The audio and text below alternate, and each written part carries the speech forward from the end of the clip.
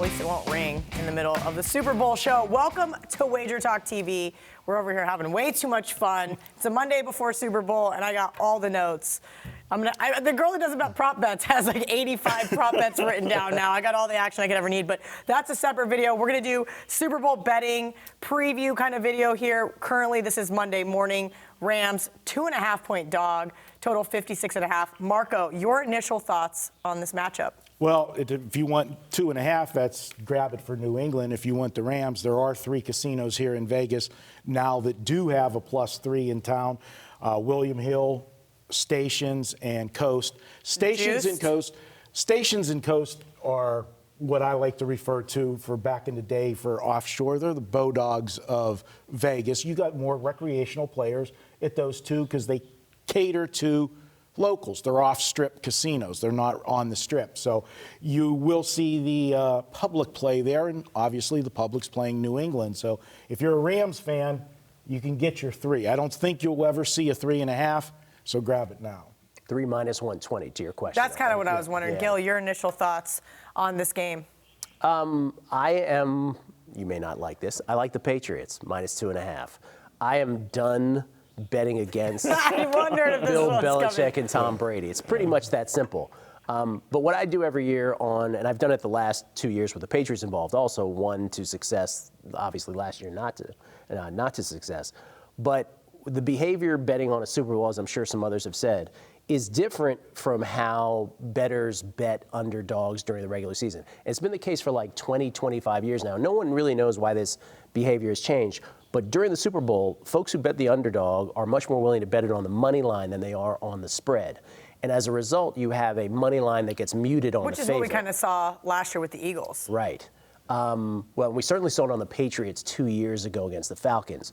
Right now, the money line on the Patriots is about minus 140. That may come down even a little more, and that's kind of what I'm waiting for. That's the bet that I want to make the most. But I'll bet the Patriots minus 2.5 as well. I mean, not to belabor the point, but Bill Belichick likes to take out the best weapon that the opposing offense has. I just don't know what you're getting with Todd Gurley. And so with that as a question mark, that's just another check mark for me. If he's not 100%, I have every confidence in the world that Belichick's going to figure out. If they kept the Chiefs to 0 points for a half, I think they do enough here to get it done against the Rams. Marco, we know a ton of money comes in on Super Bowl Sunday, Saturday afternoon, when everybody gets to town. So probably even maybe Friday night, we start seeing quote-unquote public money roll in. So we know that the Rams are going to get to 3 if they're not already. Like you mentioned, you don't think it's going to get to 3.5. Vegas can't open themselves up to the 3.5. Right. We would have the makings of Black Sunday again. If everybody remembers the Dallas Cowboy, Pittsburgh Steeler Super Bowl from way back when. Super Bowl 13, I think. Finished, landed on 4, I believe, and they had 35. They had opened at 3.5. So they middled themselves, which is what I asked in a previous video. The books aren't really setting themselves up here to get middled. So the guys, that's why I was kind of confused. The guys betting Pat's money line, but then waiting for the Rams to get to 3. I just don't see it happening in that kind of scenario. I see either the Rams winning outright. So I keep saying I'm waiting until Rams get to 3, but in reality, I'm probably going to bet a majority of my money on Rams money line anyway. But it kind of confuses me because this isn't a sharps versus squares game. Every group of guys I've had, one guy's on the Pats, one guy's on the Rams. So here, this really is. It's going to continue in this video. I know.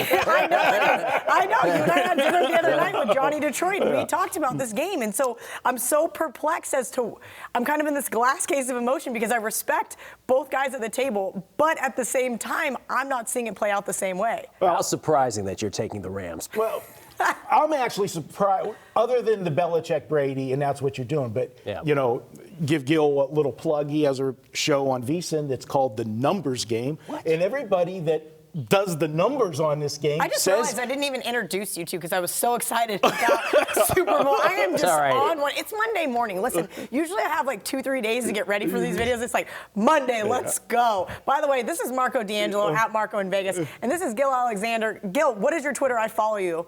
At Beating the Book. At Beating the Book. I can tell you follow very closely. Listen, there's a lot of people, and it's a lot of stuff. But you do also do a Beating the Book podcast. Correct. And Marco is on that every week. The star of the show. star. For God's Marco, sake. Please. Marco in Vegas. Yeah. So creative, by the Yeah. way. If you haven't ever heard me make fun of Marco, I always do.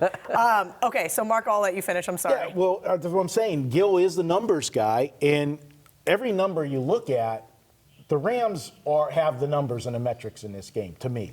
But you're taking the element of Belichick and Brady, and I can tell you, 10 years ago, I would never consider taking a quarterback this young in the Super Bowl when his first one. I can tell you the biggest Super Bowl bet I ever made was the Miami Dolphins, Dan Marino, okay, going up against the 49ers. That was an absolute mismatch.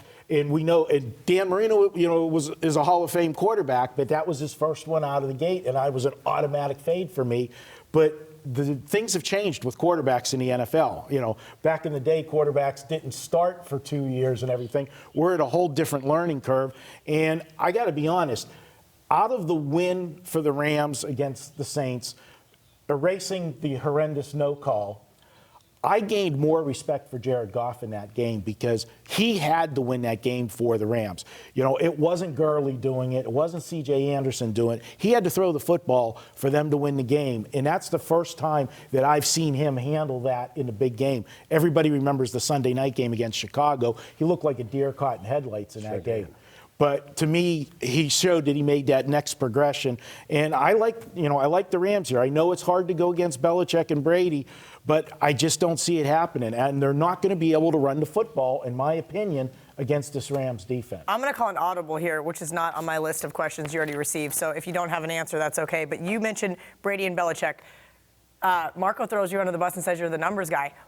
What number can you quantify Brady and Belichick over McVay and Goff, or take McVay, Goff, and Gurley, and Aaron Donald and Ndamukong Suh, whoever you want to compile together?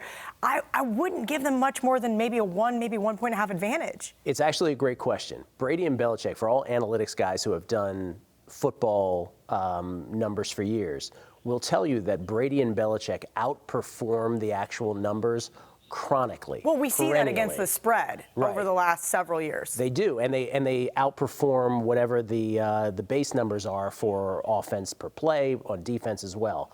So they're a puzzle to begin with, and then with our naked eye, we see what happens on a field. I kind of disagree on the Jared Goff thing a little because I feel like last week he did just enough to get it done. That third and long late in the first half was a big play and they matriculated the ball down the field, a couple passes to Brandon Cooks. They're not the same team without a full Todd Gurley, and they're certainly not the same team without Cooper Kupp, who I think we sort of jokingly have said on air a couple times, like, is he the MVP of the league? They're not the same without him. So I don't think the numbers are as stark when you look at the recency effect of the Rams as much as they are for the full season, for sure. Listen, in the end, if you have one bet to make for the rest of your life, are you betting against Bill Belichick and Tom Brady? And again, not to harp on that again, I'm just not going to do that. And despite what the numbers may say, this is real life, and what is square is what ends up happening in your betting account. Call me square. Give me the Patriots. Hey, sometimes it's hip to be square. All right, well, on that same note, final score, what's best, worst case scenario for you? I'm going to say the Patriots by a touchdown. I can see it playing the same way as the Patriots-Chiefs did late. I can see the Rams making a run at it. The Rams' script to victory is to have that great defensive line play, right? Just like the Giants have done in the past. So I'll say, to answer your question, I'll say 30-23 Patriots as something that pops into my head, 31-23, 30-23. I could also see them squeaking out a field goal kind of win as well. Rams, 27-23. Whoa, Marco, ready for it. I like it. All right, Marco, I'll let you have the final word. Yeah, this is one, and people look and say, hey, New England shut down the running game of the last two teams. The last two teams only ran the football 10 and 12 times. They fell behind Kansas City and San Diego, the Chargers. They're still San Diego. Yeah, the Chargers fell behind so fast that the running game was done. They didn't attack with the running game. And then the Chiefs, their thing is the passing game, and then they were down 14, so they had to pass in the second half. I think the Rams are going to make an effort to run the football. We'll see what Todd Gurley has. I know it's a question mark, and Kelly, you and I talked about this when we had dinner with Johnny the other night. When he had the 3 weeks off, the 2 weeks they sat him, the final 2 weeks, and then the bye week, come back to that first game against Dallas, he ran the football well. They split the time, though, with him and C.J. Anderson. Then the second week, with only the 7 days, he didn't. Now he's got the 14 days between games. So he's going to be somewhere between that Dallas game, in my opinion, and what he was last time. So I think you're going to see more from him. And C.J. Anderson, he's been a surprise. I think they will be able to run the football on the Patriots. All right, on to the props video. Guys, are you a fan of Super Bowl props but not in Vegas for the big game? Hosting a Super Bowl party, looking for a cool idea to entertain everyone? Here at WagerTalk, we have you covered with our Super Bowl 53 party props sheet. We'll have the link to get you a free copy in the comments section.